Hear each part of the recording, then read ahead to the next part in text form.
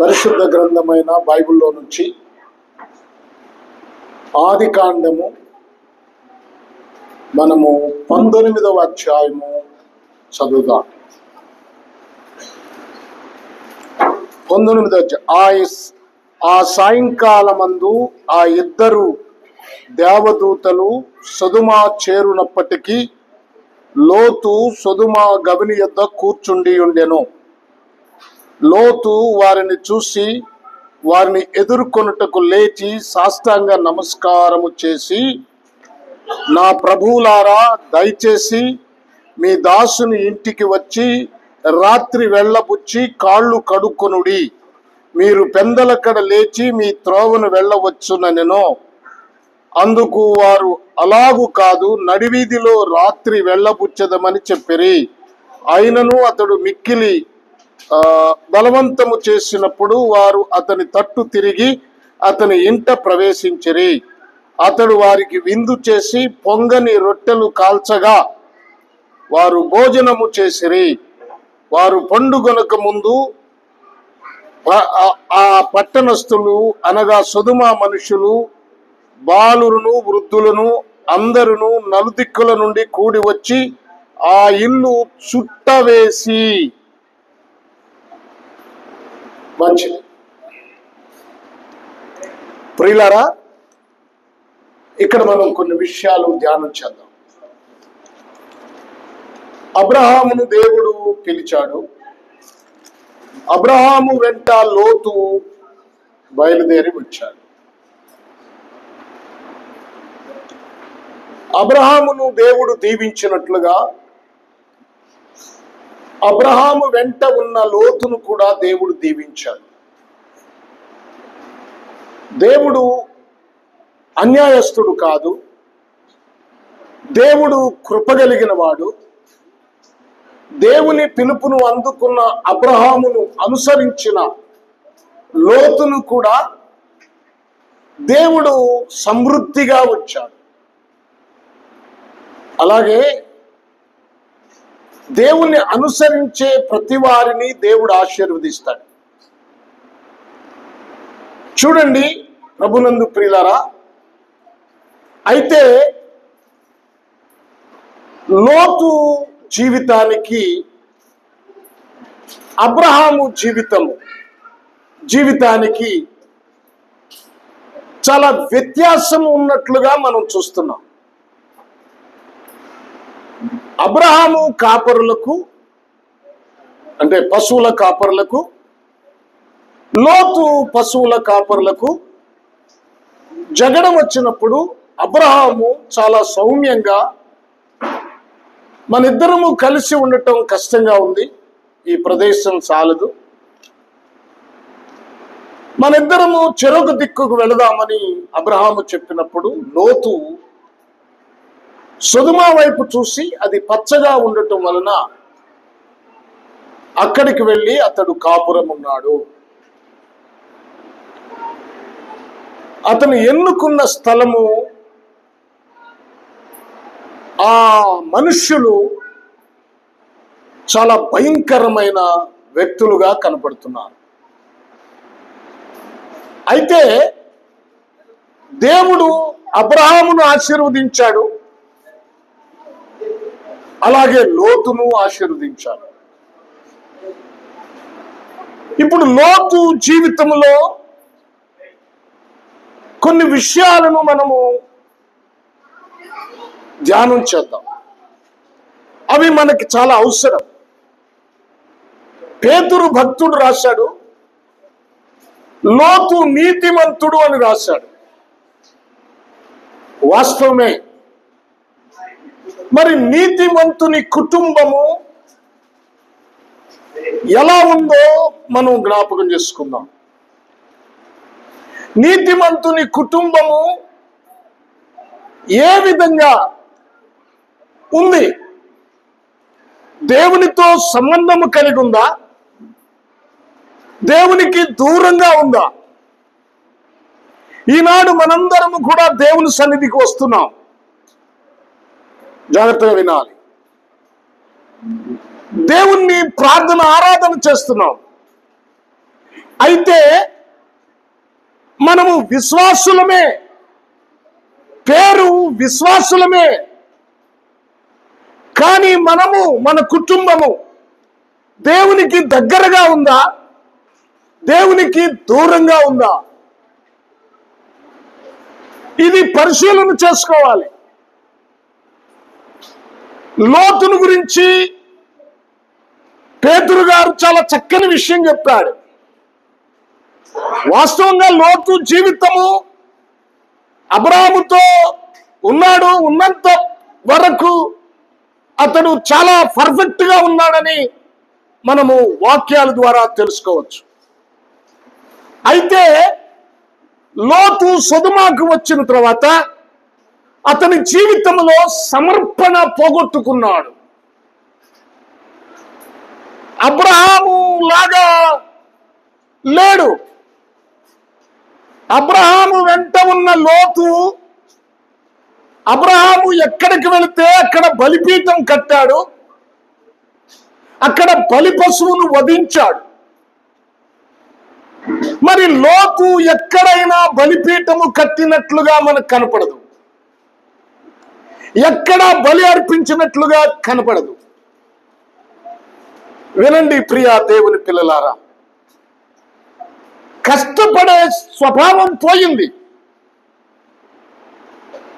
ఖర్చు పెట్టే స్వభావం పోయింది.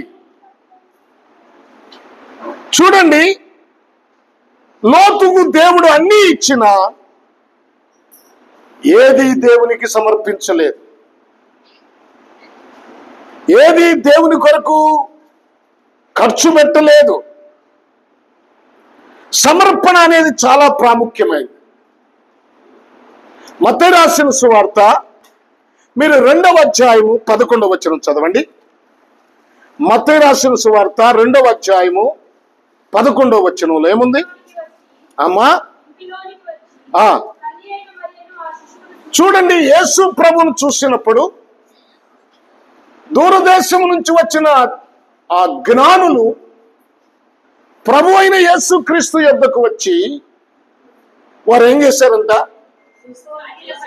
సాగిలపడి ఆయనను పూజించి తమ పెట్టెలను విప్పి బంగారము, సామ్రాణి, బోళమును కానుకలుగా ఆయనకు సమర్పించారు.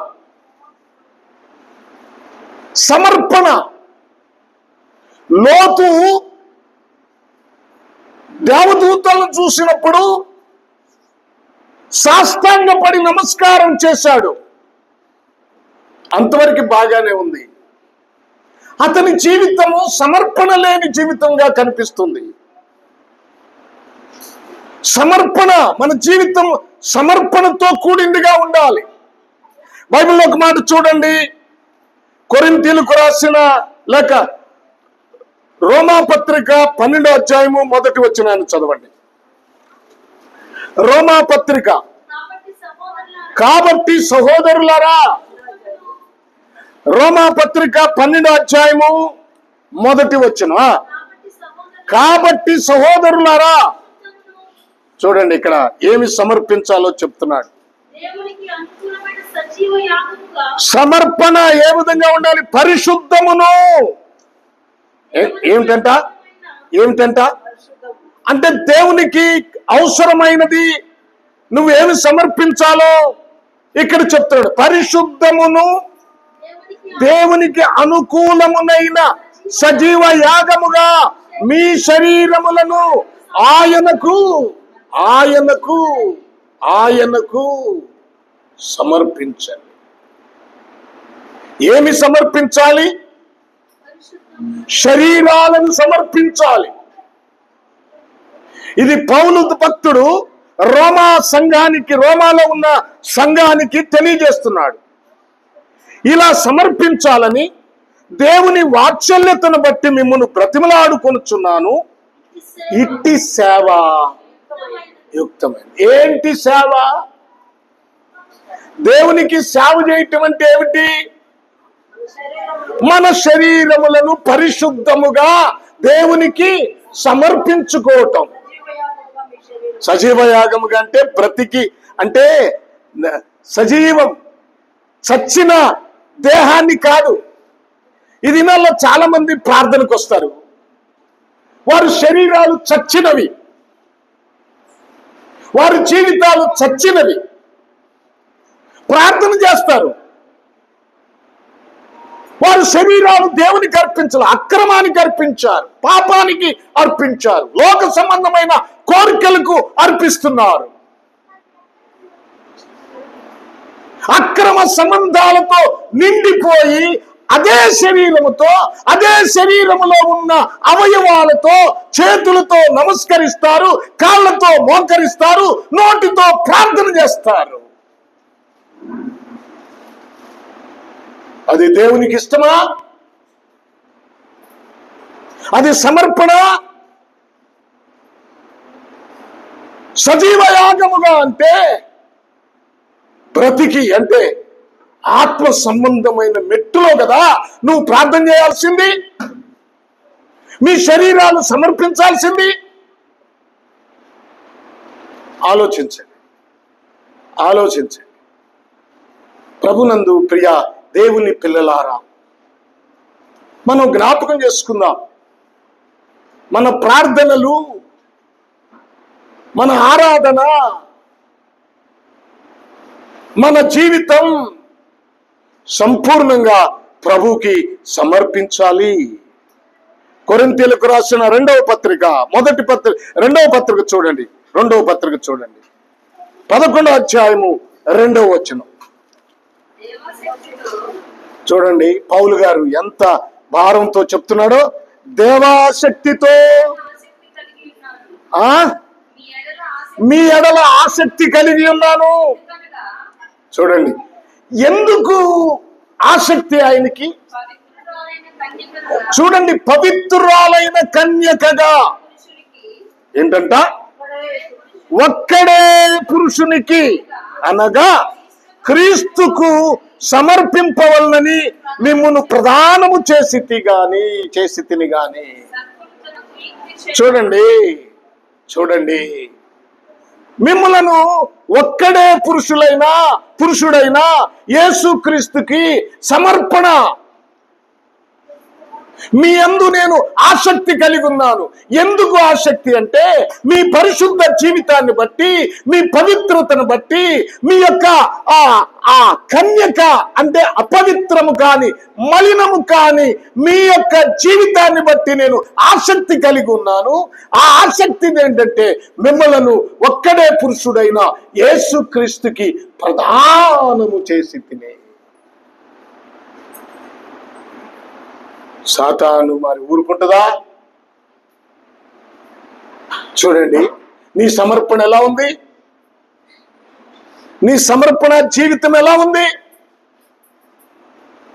పైకొకటి, లోపలొకటి. దేవుని పిల్లలు ఎలా ఉండాలో తెలుసా? పైన ఎలాంటి జీవితాన్ని ప్రదర్శిస్తున్నారో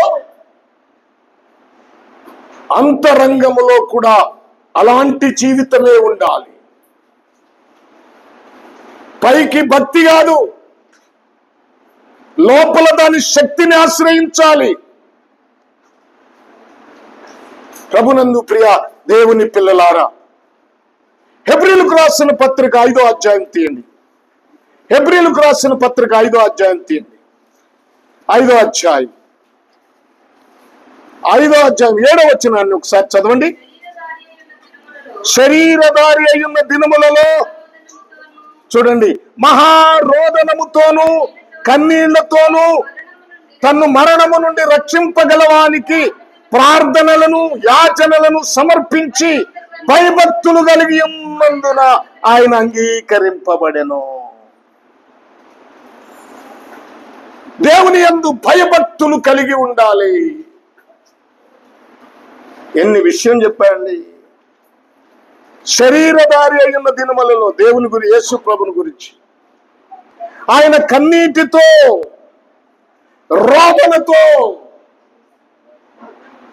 ఆయన బ్రతుకు దినములన్నీ అలాగే దీవించాడు. వేషధారణ జీవితం లేదు ఆయనకి. బాయ్, వింటున్నారా? ఏసీలు వేసాలకి నిద్ర వస్తుందా? ఏసీలు కట్టెత్తే బాగుంటుందేమో. చూడండి ఉన్నదా? ఆ సమర్పణ ఉన్నదా? ఏదో ఆదివారం నాడు రావటం వెళ్ళిపోవటం. ఇది సమర్పణ లేని జీవితం జీవించొద్దు. లోతుకి దేవుడు అన్నీ ఇచ్చాడు, సమృద్ధి ఇచ్చాడు, కానీ అక్కడ సమర్పణ లేదు. బలిపీఠం కట్టలేదు, ఒక్క బలిని కూడా అర్పించలేదు. మన ప్రభు అయిన యేసుక్రీస్తు తన్ను తానే మనందరి కొరకు ఆయన అర్పించుకున్నాడు. మనం కూడా అర్పించబడాలి. ఏదైనా మీ కానుకల కన్నా ముఖ్యము మీ జీవితం. మిమ్మల్ని మీరు సమర్పించుకోవాలి. ఈ శరీరముతో దేవుణ్ణి మహిమపరచాలి, కానీ పాపము కొరకు ఈ శరీరాన్ని ఉపయోగించొద్దు. అలా ఉపయోగిస్తూ దేవుని దగ్గర ప్రార్థన చేస్తే దేవుడు అసహ్యించుకుంటాడు. దేవునికి అసహ్యం అది.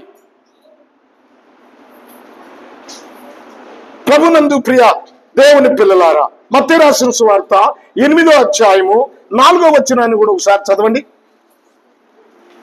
మత్తయి రాసిన సువార్త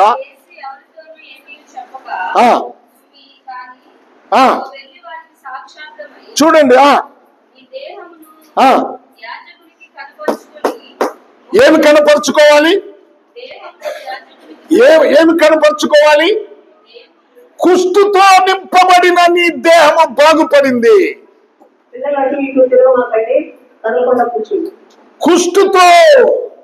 కుష్టు వ్యాధితో నింపబడిన నీ దేహము బాగుపడింది. వ్యభిచారంతో నింపబడిన నీ జీవితము బాగుపడింది. నువ్వు మారు మనసు పొందావు. అక్రమ సంబంధాలతో నింపబడిన నీ బ్రతుకు బాగుపడింది. ఇప్పుడు నువ్వేం చేయాలా?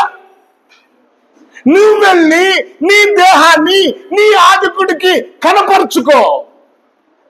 అయ్యా, నేను సమస్తమును మానేశాను, ఈ శరీరము నా దేవుని కొరకు నేను సమర్పిస్తున్నాను.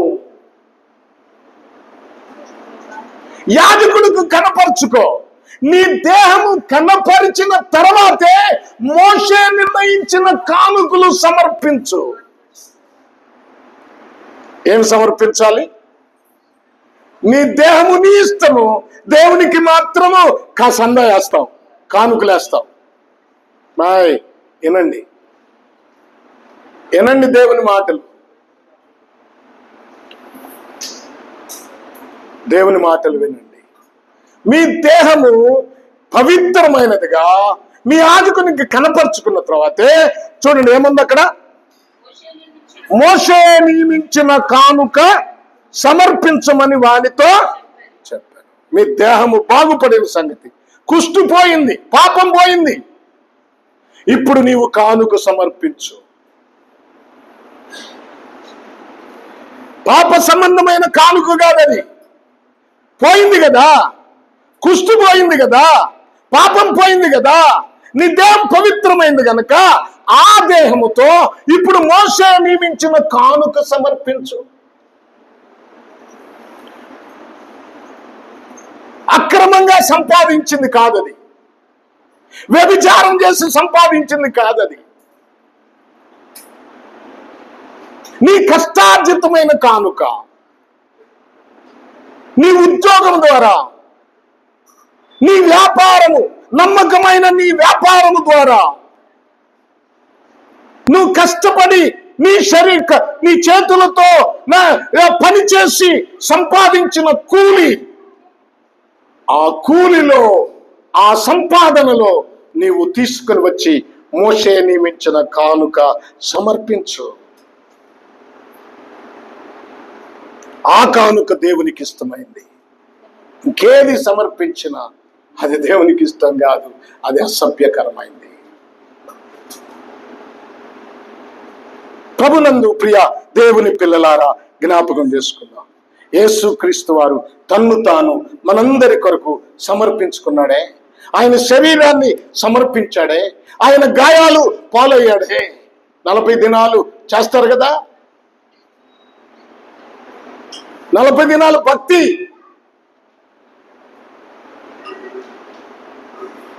40 దినాలు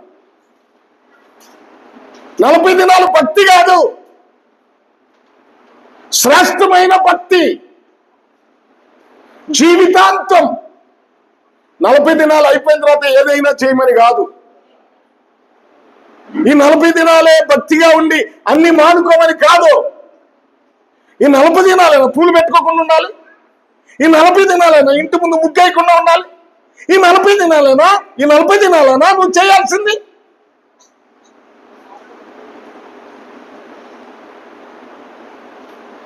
ఎందుకు ఈ విధంగా భ్రమలో బ్రతుకుతున్నారు? సంపూర్ణంగా సమర్పించుకోవద్దా? అదే కదా దేవుడు చెప్పాడు. కనుక సమర్పణ. లోతు, అబ్రహాము సమస్తమును దేవుని కొరకు సమర్పించాడు. చివరికి తన కుమారుణ్ణి కూడా తీసుకెళ్లి బలి అర్పించడానికి వెనుతీయలేదు. అలాంటి అబ్రహాము సావాసములో నుంచి, అలాంటి అబ్రహాము రక్త సంబంధమైనటువంటి లోతు జీవితం చాలా వ్యత్యాసంగా కనపడుతుంది. అబ్రహాములాగా లేడు.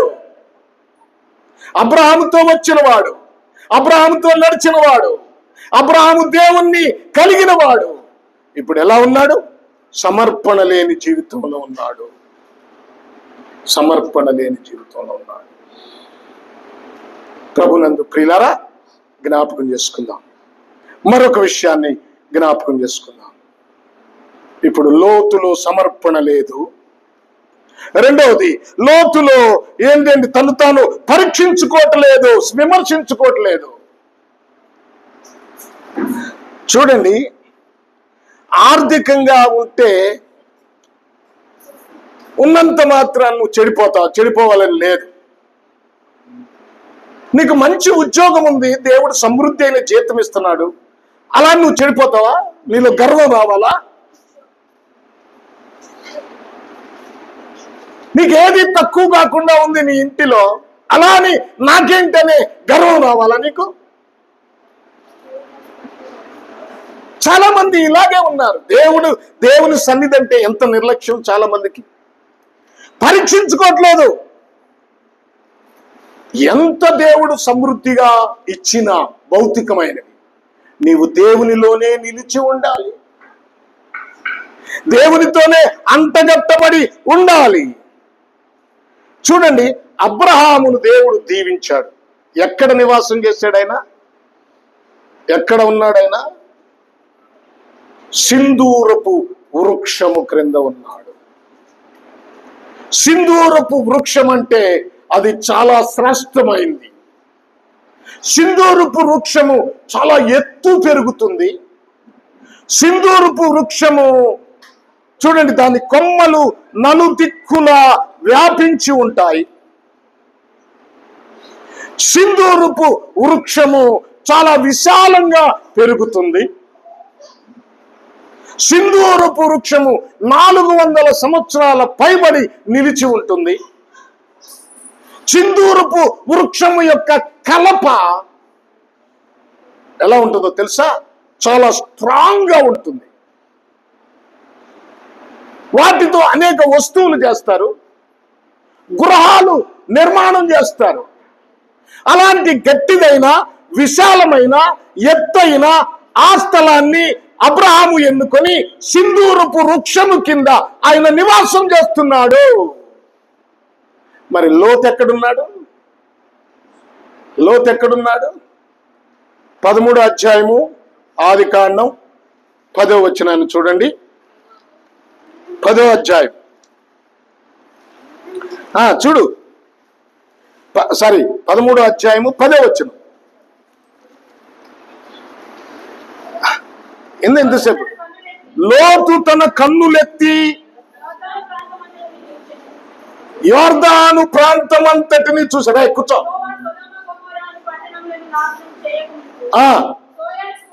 షోయారుకు వచ్చు వరకు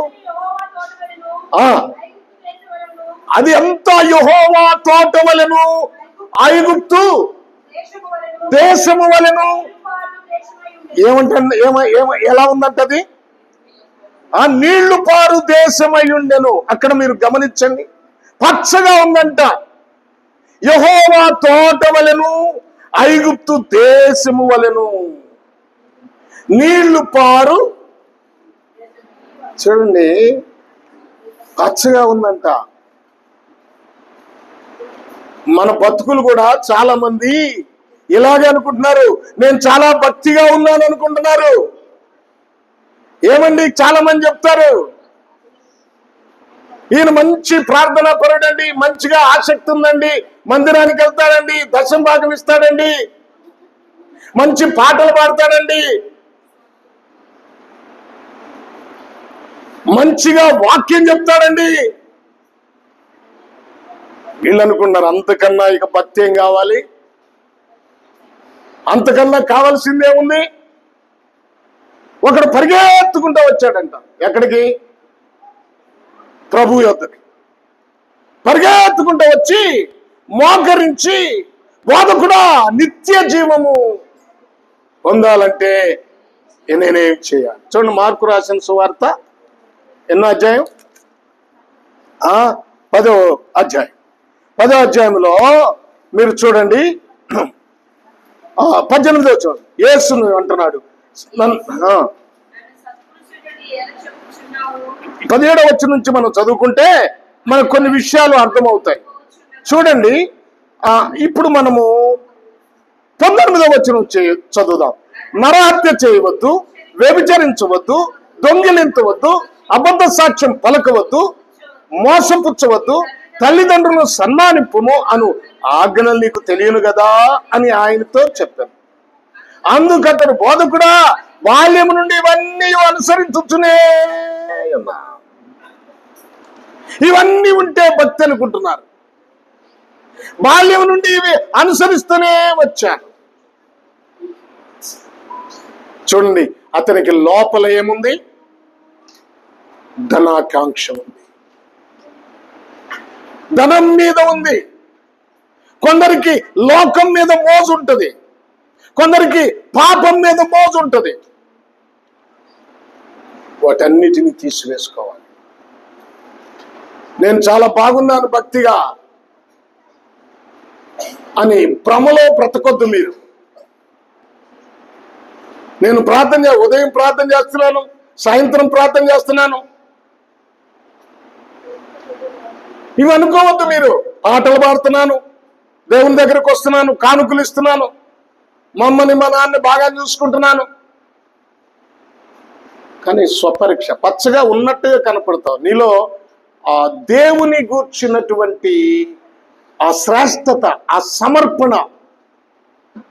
ఎవడైనాను నన్ను వెంబడింపగోరిన ఎడల తన్ను తాను, నీలో నేను అనే అహం ఉపేక్షించుకోవాలి. అదే పరీక్ష చేసుకోవాలి.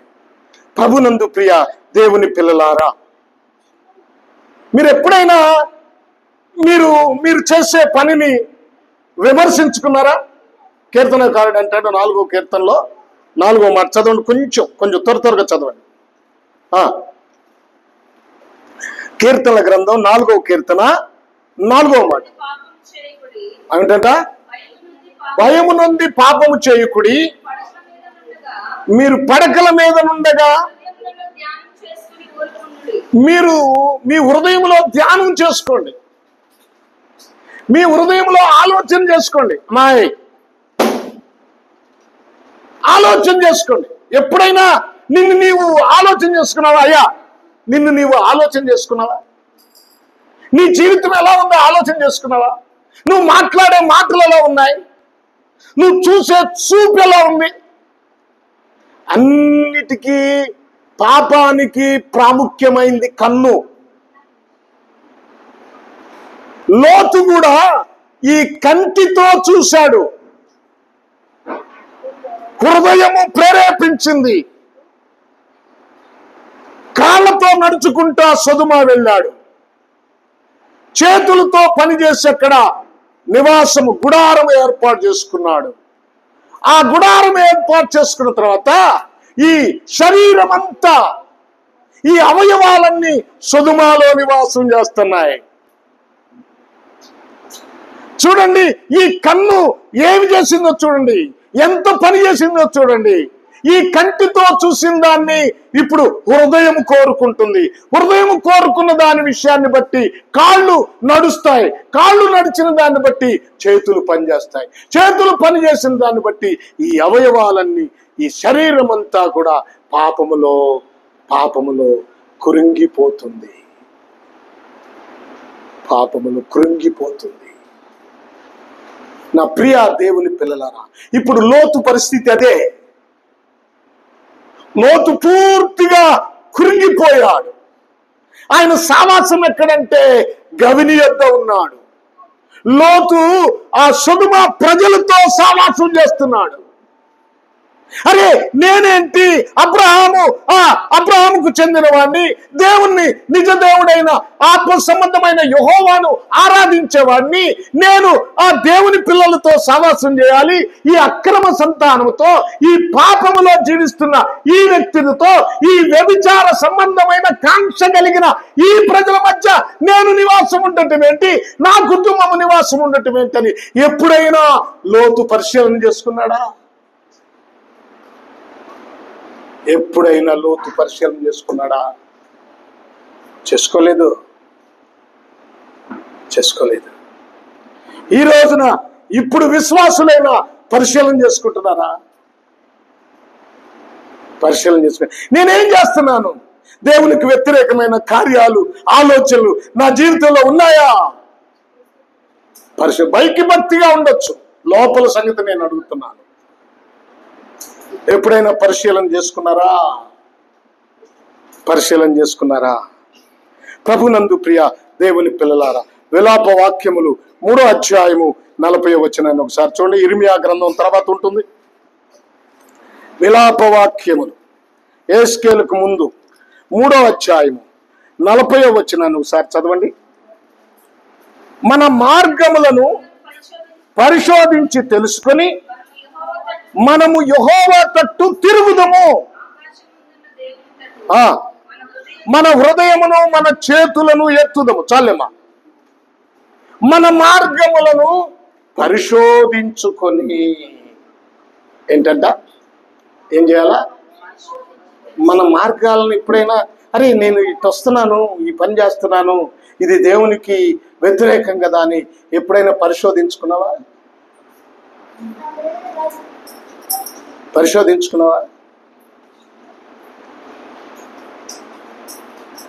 ఒకసారి హైదరాబాద్లో ఒక మీటింగ్లో ఇదే చెప్తున్నాను, చాలా భారంతో చెప్తున్నాను. నీ మార్గాలను పరిశోధించుకో.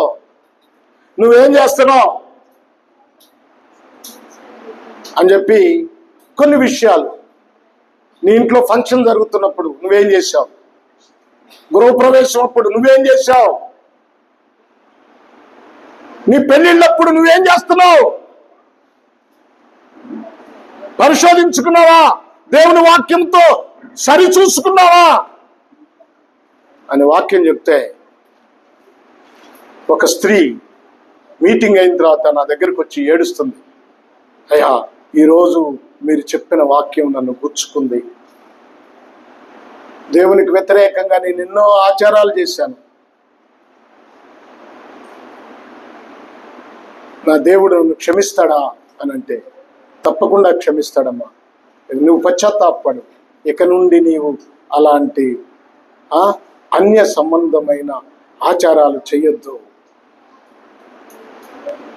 దేవుడు నిన్ను క్షమిస్తాడు, నిన్ను బలమైన సాధనంగా వాడుకుంటాడు అని చెప్పినప్పుడు, అయ్యా నా కోసం ప్రార్థన చేయండి, నేను ఈ రోజు నుంచి వాటన్నిటికీ స్వస్తి చెప్తున్నాను, నేను పరిశుద్ధమైన జీవితాన్ని పవిత్రంగా వాక్యానుసారంగా ఉంటాను అని ఒక తీర్మానం చేసుకుంది.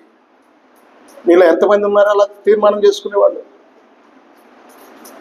ఇప్పుడు వింటారు మళ్ళా మామూలే. అరే పాస్టర్ గారు వచ్చాడు మీ ఇంటికన్న సంగతి కూడా భయం లేదు. పాస్టర్ గారు ముందు కూడా నేనేం చేసేదండి, మా కూతురు చేస్తుంది, నేనేం చేసేదండి, మా ఆయన చేస్తున్నాడు. ఆయన చేస్తున్నా, కూతురు చేస్తున్నా, మందలించాలి, అడ్డగించాల్సిన బాధ్యత నీ దగ్గర లేదా? అలాగే ఉండటం వల్ల తర్వాత చెప్తాను, ఇంకా కిందకి వెళ్ళిన తర్వాత. నీతిమంతుడే లోతు ఏమాత్రము మందలించకపోవటం వలన కుటుంబం అంతా నాశనం అయిపోయింది. చెప్తాను నేను ఎలా నాశనమైందో కూడా, వాళ్ళందరూ ఎలా నాశనం అయ్యారో కూడా చెప్తాను. ప్రభునందు ప్రియ దేవుని పిల్లలారా, జ్ఞాపకం చేసుకోండి, మిమ్మల్ని మీరు పరిశీలన చేసుకోండి. కొరింథీయులకు రాసిన మొదటి పత్రిక 11వ అధ్యాయము 28వ వచనం చూడండి. కొరింథీయులకు రాసిన మొదటి పత్రిక 11వ అధ్యాయము. కాబట్టి ప్రతి మనుష్యుడు ఏమా మరి ఎప్పుడైనా పరీక్షించుకున్నారా? కాబట్టి ప్రతి మనుష్యుడు తన్ను తాను పరీక్షించుకొనవలెను. అలాగు చేసి ఈ రొట్టెను తిని ఈ పాత్రలోని తాగవలెను. అబ్బో, ఎంత గొప్ప మాట! పరీక్షించుకోకుండానే మనం రోజు నెల తాగుతాము, తింటాం. ఏంటది? ఆయన శరీరము రక్తానికి సాదృశ్యమైన ప్రభు బల్ల. పరీక్షించుకుంటున్నారా మీరు? మిమ్మల్ని మీరు పరీక్షించుకున్నారా? ఏమా ఉదయం లేచారు, దేవుణ్ణి ఏ విధంగా ఆరాధించారు, దేవునికి ఏ స్థానం ఇచ్చారు? మరి ఇంకో మాట కూడా చూడండి, కొరింథీయులకు రాసిన 2వ పత్రిక 13వ అధ్యాయము 5వ వచనం చదవండి. 13వ అధ్యాయం 5వ వచనం చదవండి. మీరు విశ్వాసం గలవారై ఉన్నారో లేదో మిమ్మును మీరే శోధించుకొని చూసుకొనుడి, మిమ్మును మీరే పరీక్షించుకొనుడి. మీరు భ్రష్టులు కాని ఎడల యేసుక్రీస్తు మీలోనున్నాడని మిమ్మును మీరు గూర్చి మీరే ఎరుగురా. మీరు భ్రష్టులు కాని ఎడల ఏంటంట? మిమ్మల్ని మీరే పరీక్షించుకున్నారా? పరీక్షించుకుంటున్నారా? ప్రభునందు ప్రియ దేవుని పిల్లలారా, జ్ఞాపకం చేసుకుందాం, మన జీవితాన్ని ఒకసారి జ్ఞాపకం చేసుకుందాం. తెస్సలోనికీయులకు రాసిన మొదటి పత్రిక 5వ అధ్యాయము 21వ వచనం చదవండి. అపోస్తలుడైన పౌలు, ఆత్మను ఆర్పకుడి, సమస్తమును పరీక్షించి మేలైన దానిని చేపట్టుడి. చూడండి, సమస్తమును పరీక్షించి మేలైన దానిని, ప్రతి విధమైన కీడుకును దూరముగా ఉండండి. దూరముగా ఉండండి. చాలా ఉన్నాయిలేండి విషయాలు. అందుకనే మన జీవితాలు ఎలా ఉండాలంటే సజీవ యాగముగా ఆయనకు మనము సమర్పించుకోవాలి. మీ శరీరములను ఆయనకు సమర్పించండి. ఈ సేవ యుక్తమైన సేవ. అంటే ఏంటి సేవ? చాలా మంది సేవ, అయ్యా యాడికి వెళ్తున్నాను, సేవకి వెళ్తున్నాను. ఏంటి సేవ? మీ శరీరములను, మీ జీవితాలను ఆ సజీవ యాగముగా ఆయనకు సమర్పించకుండా నువ్వు చేసే సేవ ఏంటి? ఒకసారి ఒక మీటింగ్కి వెళ్ళాను నేను సేవ ప్రారంభంలో. నేను వెళ్ళాను, కూర్చున్నాను. ఒక పెద్ద ఆయన వాక్యం చెప్తా ఉన్నాడు. పెద్ద ఆయన భార్య ఇద్దరు వచ్చారు మీటింగ్కి. అయిపోయిన తర్వాత ఒక చోట ఉన్నాం. ఆ పాస్టర్ గారేమో వేరే చోట ఉన్నారు. ఆ పాస్టర్ గారేమో మేమున్న చోట మందిరంలో అక్కడ ఉంది, అక్కడ కూర్చుంది. ఇక నేను ఇంకా కొంతమంది ఉన్నాం. నేను అడిగాను అమ్మగారు, నాయన గారు ఎంత గొప్పగా వాక్యం చెప్పాడమ్మా, ఎన్ని విషయాలు నేర్చుకున్నామమ్మా, ఈరోజు చాలా నేర్చుకున్నామమ్మా మేము అని నేను అంట. తర్వాత, అయ్యా మీ నాయన స్టేజి మీద బోధించిన బోధ ఇంట్లో ఉండదయ్యా, ఇంట్లో ఉండదయ్యా. నేను చాలా నరకం అనుభవిస్తున్నాను. చూడండి, ఇలాగే చాలా మంది దేవుని మందిరంలో ఉన్న జీవితం ఇంట్లో ఉండదు. దేవుని మందిరంలో ఉన్న భక్తి ఇంటిలో ఉండదు. ఏంటంట? జాగ్రత్త, నీ కుటుంబము జారిపోతుందేమో చూసుకో. ఇంకా చాలా విషయాలు ఉన్నాయి, అవి చెప్తే గానీ మీకు ఇంకా లోతుగా అర్థం కాదు. కానీ సమయం లేదు కనుక నెక్స్ట్ వీక్ చెప్తా. ప్రభునందు ప్రియ దేవుని పిల్లలారా, జ్ఞాపకం చేసుకుందాం. మనం చేయాల్సిన పని ఏంటో తెలుసా? చివరిగా ఒక మాట చూడండి. హెబ్రీయులకు రాసిన పత్రిక 12వ అధ్యాయము 2వ వచనం.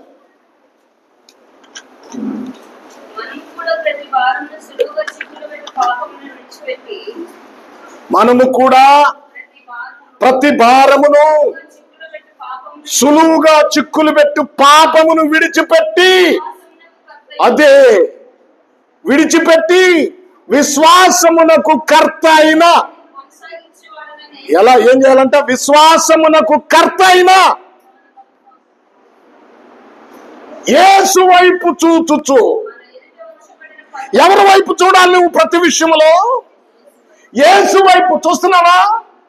నీ భర్తతో మాట్లాడేటప్పుడు యేసు వైపు చూస్తున్నావా? నీ భార్యతో మాట్లాడేటప్పుడు యేసు వైపు చూస్తున్నావా? నీ అత్తగారితో మాట్లాడేటప్పుడు యేసు వైపు చూస్తున్నావా? నీ కోడలతో మాట్లాడేటప్పుడు యేసు వైపు చూస్తున్నావా? మాటలు దంచి కొడుతున్నావా? ఏమాత్రం గౌరవం లేకుండా. ఎందుకు నీ భక్తి? ఎందుకు నీ ప్రార్థన? ఎందుకు నీ కన్నీరు?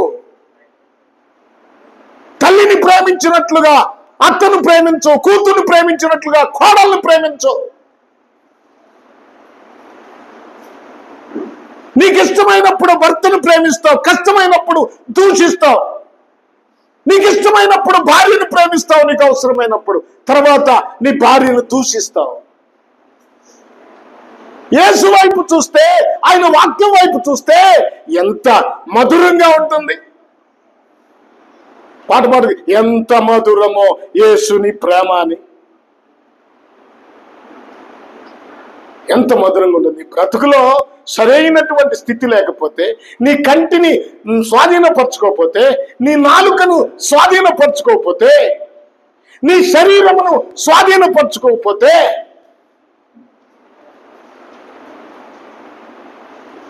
చూడండి, రేపు అగ్నిగుండములో భయంకరమైన పరిస్థితుల్లో ఉంటావు. నేను ప్రార్థన చేశాను ప్రభువా, నీ పేరట దెయ్యాలు వెళ్ళగొట్టాను, రోగులను బాగు చేశాను. అక్రమైన వారులారా, ఎవరప్పండి? ఏంటి? నిన్ను నీవు స్వాధీనపరచుకోకుండా నువ్వు ప్రార్థన చేస్తే నీ ప్రార్థన దేవుడు వింటాడా? మందలించకుండా నీ ఇంట్లో వాళ్ళు తప్పు చేస్తుంటే వాళ్ళని మందలించకుండా, వాళ్ళని వెనకేసుకుంటూ వస్తే, వాళ్ళని సమర్థించుకుంటూ వస్తే దేవుడు క్షమిస్తాడా? చెప్పండి.